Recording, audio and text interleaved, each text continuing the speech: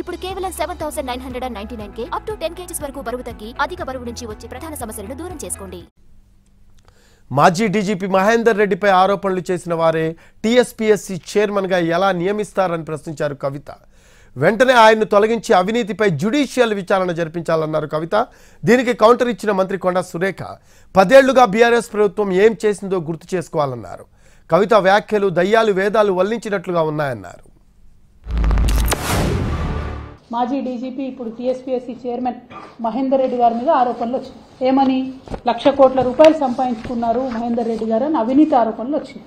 ఇవాళ నేను రేవంత్ రెడ్డి గారిని డిమాండ్ చేస్తూ ఉన్నాను, గౌరవ ముఖ్యమంత్రి గారిని డిమాండ్ చేస్తూ ఉన్నాను, తక్షణమే మహేందర్ రెడ్డి గారిని టీఎస్పీఎస్సీ చైర్మన్గా తొలగించాలి, జ్యుడిషియల్ ఎంక్వైరీ ఆయన మీద వేయాలని చెప్పి డిమాండ్ చేస్తూ ఉన్నాను. టీఎస్పీఎస్సీ బాలేదు మేమేదో నిరుద్యోగులకు అన్యాయం చేసినామని ప్రచారం చేసుకొని వాళ్ళ ప్రభుత్వంలోకి వచ్చినటువంటి మీరు మరి ఒక అవినీతి పరుడైనటువంటి వ్యక్తి అనే ఆరోపణలు వస్తున్నటువంటి వ్యక్తి చైర్మన్గా, మా ప్రభుత్వంలో 5 సంవత్సరాలు డీజీపీగా పనిచేసినటువంటి వ్యక్తిని చైర్మన్గా వేసుకొని, ఆంధ్రోలను మెంబర్లుగా వేసుకొని, పొలిటీషియన్స్ని మెంబర్లుగా వేసుకొని తెలంగాణ యువకులకు ఎట్లా న్యాయం చేస్తారు ఇవాళ మీరు చెప్పాలి. మహేందర్ రెడ్డి గారు చేరి 2 వారాలు కూడా కాలేదు, అప్పుడే ఆయన మీద ఆరోపణలు అనేటువంటి మాట మాట్లాడడం కూడా హాస్యాస్పదంగా ఉంది.